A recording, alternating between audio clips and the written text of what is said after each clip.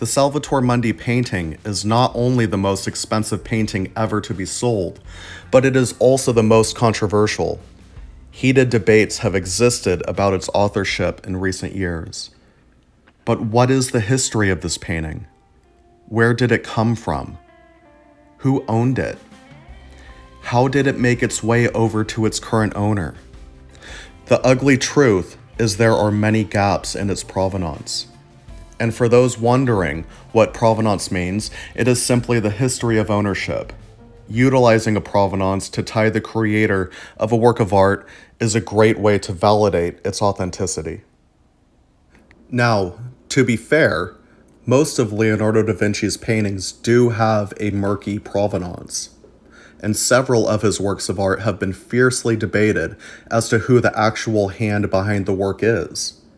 But with all of this being said, the major gaps in ownership of the Salvator Mundi, combined with it being a recent discovery through controversial means, does not provide us with a lot of hope as him being the person who painted it.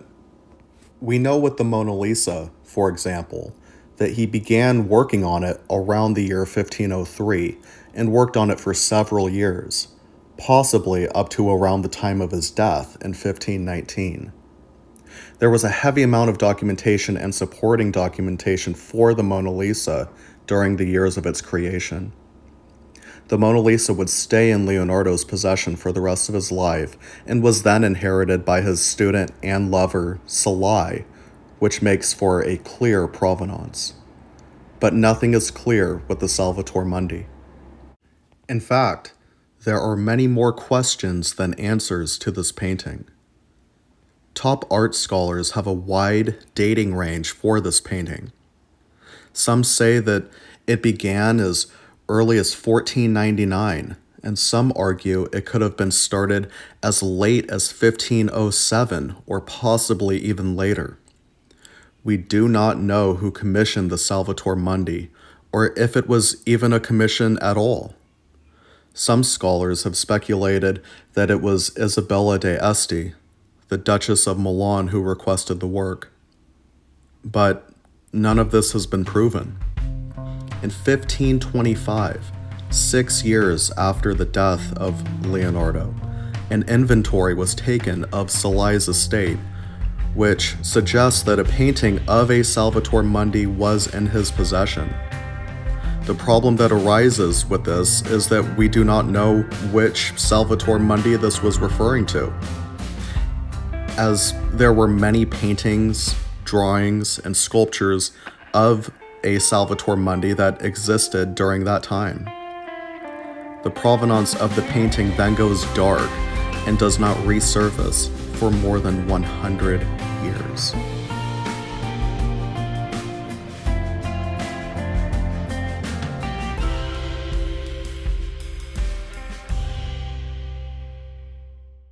The Salvator Mundi then seems to reappear in James Hamilton's Chelsea Manor in 1638, but it is essential to remember that there are many versions of a Salvator Mundi. Therefore, the one recorded at the Chelsea Manor runs the risk of being a different version. The painting in question then bounces around to different owners and was then included in an inventory for the Palace of Whitehall in the year 1666. It was then auctioned off in 1763, but then the provenance goes dark yet again until the year 1900. And it was this year that it was bought by the wealthy businessman Francis Cook. It wouldn't be until 2005 when the painting resurfaced yet again. It was presented in an online auction based in Baton Rouge, Louisiana, where the painting was being sold by a middle-class family.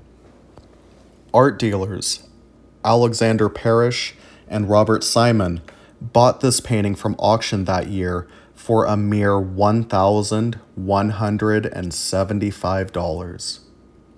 Now, during this very murky provenance, it was never, not once, attributed to having been created by Leonardo da Vinci. Instead, only two other names have been attributed as to who painted this work, and that was Bernardino Luini and Giovanni Boltraffio, both of whom were students of Da Vinci. The attribution of this Salvator Mundi to Leonardo would not come until after Parrish and Simon purchased the work. During the years of its ownership, the Salvator Mundi was painted, overpainted, scrubbed, and in many ways mutilated from its original form. Many additional layers of overpainting was added to the Salvator Mundi, making it almost unrecognizable from its original state. In other words, an unknown number of artists' paintbrushes have worked on this surface, with each of them adding their own style to the panel. As stated earlier, there is quite a bit of old documentation concerning a Salvator Mundi, but the crucial point to this is that there is no way for us to verify just which Salvator Mundi these people were referring to. Unclear documentation mixed with large swaths of unknown ownership and whereabouts does not help fill in any blanks as to where this painting came from, much less if Da Vinci is the hand behind the work. And so now the provenance brings us up to the year 2005, where two art dealers bought it for next to nothing. It had a great deal of overpainting on it and was in pretty bad shape. And not one person at the time said it was created by Leonardo da Vinci. So just how did this train wreck of a painting become attributed to Da Vinci and become the most expensive painting ever sold? Stay tuned for episode 2. Make sure to like and subscribe to stay up to date. Until next time.